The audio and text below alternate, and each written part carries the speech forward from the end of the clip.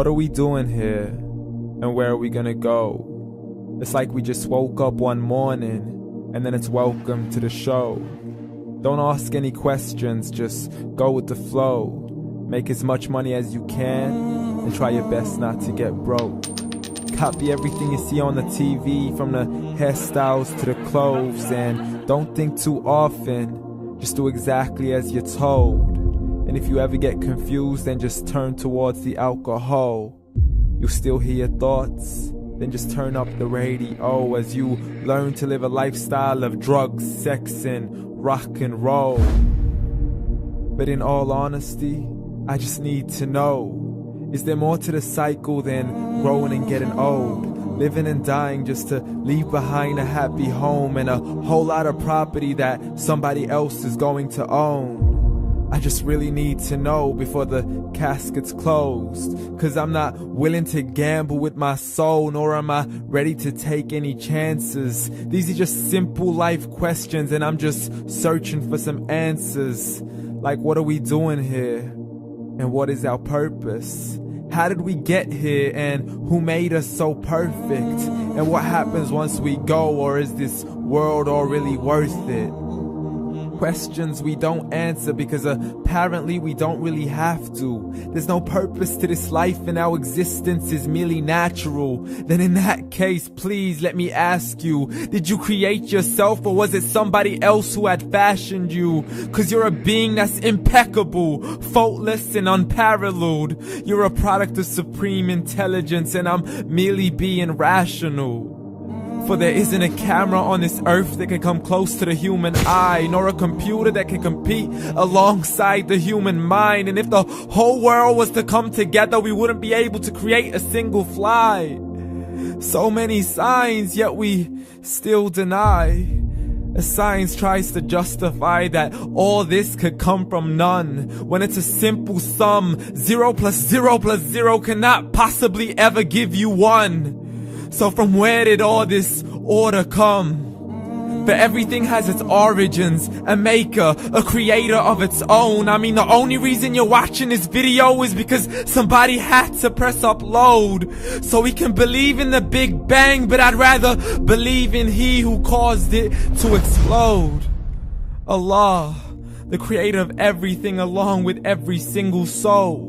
The ever-living, the master, the only one who is in control. Unlike his creation, beyond our imagination. And no, he's not a man, nor does he have any partners in association.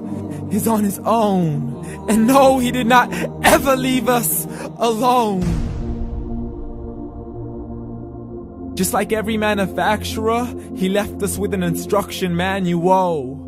The Quran and Islam, and I'm sorry to jump to conclusions, but it's the only one possible. The only definition of God is the one and only supreme being. It's logical. A book with 0 contradictions, with miracles that are both scientific and historical, all revealed over 1400 years ago.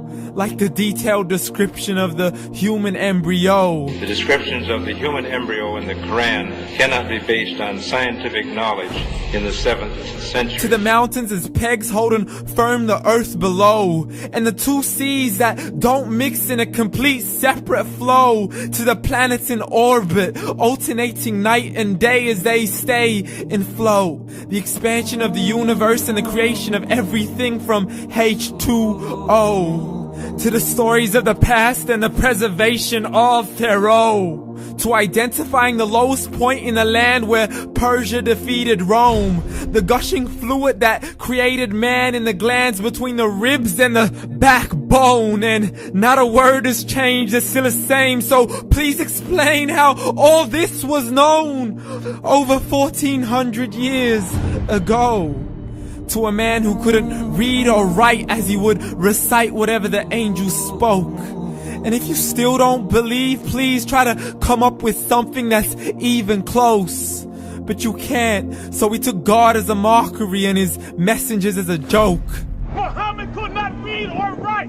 How's somebody who can't read or write gonna start a religion? Dismissed his scriptures as legends and tales of the ancient folk, as we live life according to our whims, desires, and hopes. saying this life is the only home we will ever know. We will live then die, then simply turn to bones. YOLO! Correction, after the grass dies, the rain arrives and it regrows, and Allah promises to do the same thing to your very soul and bring you back from your very fingertips to your toes, as the all-seeing supreme being watches us so close, and we are surely being tested in our wealth, our health, and our self, and everything that we've been blessed with. So believe, for we will surely be resurrected and be brought back to our Lord and account for every single deed, as He hands us our books and